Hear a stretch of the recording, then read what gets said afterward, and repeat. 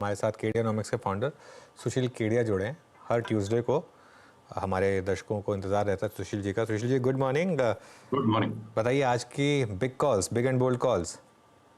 तो देखिए, सबसे ज्यादा तो लोग संवेदनशील रहते हैं क्रूड के प्रति। तो जो हमने क्रूड में एक बॉटम कॉल किया था वो रिवाइज करने की जरूरत है। पिछले बॉटम से जो अब 78-80 तक आ गया क्रूड डॉलर के टर्म्स में, ये महज एक रैली थी। एक और नया आखिरी लो लगता है क्रूड में आएगा 61-62 डॉलर का। और गोल्ड अगर 2155 के ऊपर चला जाए तो फिर ये एक नए ऑर्बिट में कई साल मेंटेन रह सकता है। गोल्ड में क्रिटिकल ब्रेकआउट पॉसिबल है।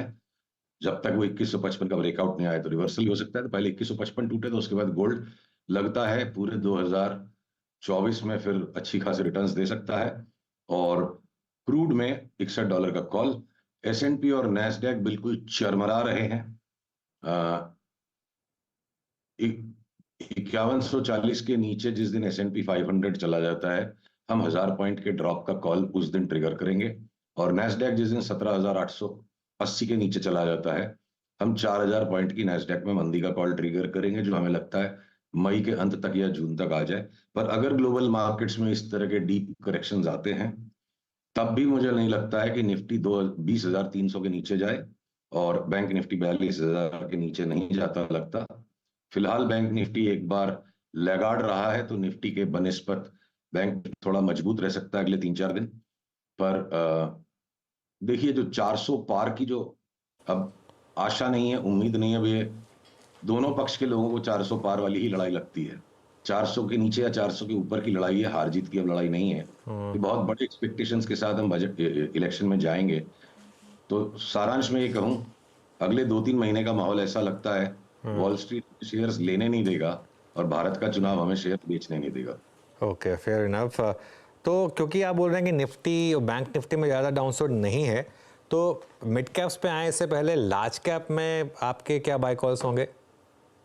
देखिए, अगर 10% तक का डाउनसाइड बन सकता है, जो अभी नहीं है पिक्चर, जब तक निफ्टी वास्तव में, देखिए 22,650 से लेके 22,050 तक की रेंज है। तो बड़ी मंदी का कॉल, 20,000 की मंदी का कॉल ट्रिगर तभी बैठेगा जब हम 22,050 के नीचे चले जाएंगे। पर मान के चलिए कि एक बार के लिए अज्यूम करिए 10% तक के करेक्शन की जगह है अगले 2-2.5 महीने में, तो सारे के सारे स्टॉक्स 10% नहीं घटेंगे। जैसे अडानी पोर्ट्स और सिप्ला मुझे लगता है 30-30% घट जाएंगे, और हो सकता है कि महिंद्रा एंड महिंद्रा 25% घट जाए। तो अगर कुछ स्टॉक्स इतने ज्यादा घटेंगे और इंडेक्स सिर्फ 10% घटेगी, तो कुछ स्टॉक्स के अंदर में बाइंग करके भी आप पैसे कमा सकते हो। सारे स्टॉक्स को एक साथ चलना जरूरी नहीं है, लीड लैग्स रहेंगे। तो भले ही बाटा मान लो अगर इंडेक्स का हिस्सा नहीं भी है, तो बाटा का लगता है कि एक लॉन्ग टर्म बॉटम यहाँ बन गया। आईटीसी पे मैंने आपसे बहस की थी अनुज, कि बैट बच्चा नहीं है, पर हो सकता है मुझे वो कॉल रिवाइज करना पड़े। अगर आईटीसी भी 405 के नीचे चला गया तो लॉन्ग काट के शॉर्ट करना पड़ेगा। तो अब अगर नवीन फ्लोराइन के रिजल्ट्स बहुत खराब थे और वो स्टॉक बिल्कुल कूट दिया गया, पर वो चार्ट के हिसाब से अगर एयू बैंक और नवीन फ्लोराइन अब वापस बॉटम बना के बढ़ रहे हैं, तो जिस चीजों को लेना नहीं है, लोगों को लेने का लॉजिक नहीं है, वो चीजें बढ़ जाएंगी, और जिन चीजों को बेचने का लॉजिक नहीं है वो घट जाएंगी। ऐसा हो सकता है बाजार में। अच्छा सुशील जी, ये बैंक निफ्टी को देखिए, आज जिस जगह हम खड़े हैं, एक एक करके सबने डिलीवर किया, चाहे वो एसबीआई हो, चाहे आईसीआईसीआई बैंक हो, चाहे एक्सिस बैंक हो, चाहे इंडसइंड बैंक हो। बैकफुट पे रहा एचडीएफसी बैंक, पीएसयू बैंक ने बहुत अच्छा किया। कोई और बैंक आपको इंप्रेस कर रहा है यहाँ पे एक अच्छे ट्रेडिंग स्विंग के लिए? देखिए, एचडीएफसी बैंक पे जो कि अपनी बात हुई थी कि जहां से हमने बाजार की नई तेजी पकड़ी थी कि एचडीएफसी बैंक भी अब नहीं घटेगा, तब उसकी छोटी बहन ये कोटक महिंद्रा की चार्ट अगर पीसीआर डिस्प्ले कर पा रहा है जो मेरे स्क्रीन से, तो कोटक महिंद्रा बैंक ने अब इतना एक कंप्लीट पैटर्न कर दिया इस करेक्शन का।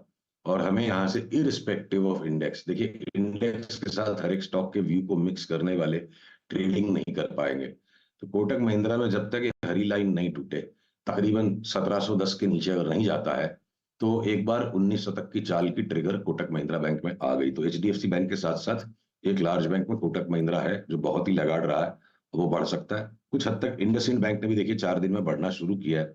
तो एचडीएफसी बैंक, कोटक और इंडसइंड, ये 3 बैंक बैंक निफ्टी पे पॉजिटिव बैटिंग करे और बाकी की कुटाई हो जाए, तो इस तरह का माहौल बन सकता है। अच्छा सुशील जी, मिड कैप में और कोई ऐसी कॉन्ट्रा कॉल या फिर एटलीस्ट वो प्राइस जो कि बहुत समय से डोमिनेट ना कर पाया हो, डाउन ट्रेंड में हो, 52 वीक लो पे या फिर एक मल्टी ईयर लो पे हो, जहां पे आपको स्ट्रॉन्ग रिवर्सल के संकेत मिल रहे हैं, कोई खास स्टॉक मिड कैप में, चाहे वो डेरिवेटिव्स में चाहे नहीं, कैश इस में? वक्त देखिए कैश के जो स्टॉक्स है ना इस वक्त डोल्ड्रम्स में है चार्ट्स, ना तो तेजी हो रही है उनमें प्रॉपर, ना मंदी हो रही है। और अब मान लीजिए एशियन पेंट्स एक कॉन्ट्रा कॉल बन रहा था और बॉटम टूटता चला गया, तो थोड़ा सा बाजार एक बार के लिए मेरी स्क्रीन रीडिंग पर अजीब सा लग रहा है। और जब बाजार आपको पूरे सिंक्रोनाइजेशन में नहीं लगे तो डेयर डेविल कॉल देने और डेयर डेविल सौदे करना मुझे मुनासिब नहीं लग रहा है। एक सप्ताह छोड़ देंगे क्या फर्क पड़ता है, मतलब कुछ ये जो मिड कैप्स के बॉटम जैसे फॉर्मेशंस जो बन रहे हैं वो सरकते जा रहे हैं नीचे।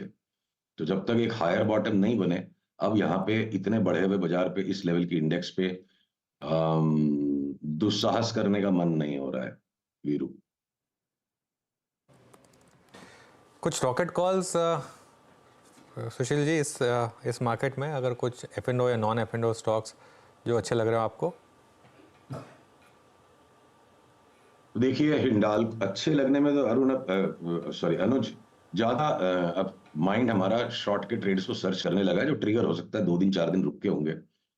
एकदम से कोई बड़ा कॉल लेना है तो बंधन बैंक में नॉन ट्रेडिंग व्यू कोई ले, 6 महीने के दृष्टिकोण से अगर डिलीवरी उठाए तो मुझे लगता है जो बंधन बैंक के न्यूनतम स्तर आ गए हैं, अगले 6 महीने में 50%, 60%, 70% ऊपर हो जाए, उस तरह की चार्ट है। और बंधन बैंक में भले ही रोज के फ्लक्चुएशंस बहुत मिलते हैं, जिसमें ट्रेडिंग करना सरल नहीं है, पर जो डिलीवरी उठा के काम करेगा तो बंधन बैंक में मुझे लगता है कि ये बाजार का एक कॉन्ट्रा कॉल है इंडेक्स के बॉटम भाव पर। और आज इंडेक्स जब एकदम हाईएस्ट हाई पे बंधन बैंक इंडेक्स के बॉटम भाव पे मिल रहा है, 4000 पॉइंट निफ्टी नीचे वाले भाव पे बंधन बैंक मिल रहा है। और इसकी फॉर्मेशन हमें कंपेल करती है कि non trading delivery by call में 50 से 70% 6 से 8 महीने में बंधन बैंक में मिलता लगता है। ओके, आईटी स्टॉक्स में अब क्या पैटर्न बन रहे हैं कुछ, अगर आपको पसंद आ रहा हो तो? देखिए आईटी स्टॉक्स में मुझे लगता है 2-1 दिन का और थोड़ा कंसोलिडेशन हो। आज जैसे इन्फोसिस ने थोड़ा नीचे का रुख लिया और विप्रो भी कंसोलिडेशन मोड में, टीसीएस, तो 2-3 दिन इनको देख करके क्या पता बाकी ब्रॉडर स्टॉक्स में करेक्शन आए और इंडेक्स के फॉल को डैम्पन करने के लिए आईटी स्टॉक्स एक फाइनल सर्ज अभी भी यहां से दे सकते हैं। मैं लार्ज कैप आईटीज की बात कर रहा हूं।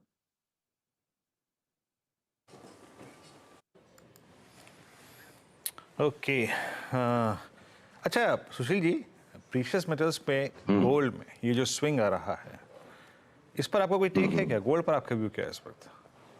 हाँ, जैसे 2155 मैंने आपसे कहा ना शुरू में ही कि 2155 के ऊपर चल गया गोल्ड तो वहां और लेना चाहिए। पुरानी तेजी के साथ साथ 2155 पर नई तेजी करें। हो सकता है गोल्ड 2300 2350 तक भी चला जाए। 10-12% की एक बड़ी स्विंग मिल सकती है इतने बड़े हुए लेवल से भी, अगर $2155 के ऊपर गोल्ड चल पड़े। ओके, चलिए बहुत बहुत शुक्रिया फिर सुशील जी आज हमारे साथ जुड़ने के लिए और ये सारे स्टॉक्स और सेक्टर्स पर बात करने के लिए। थोड़ा सा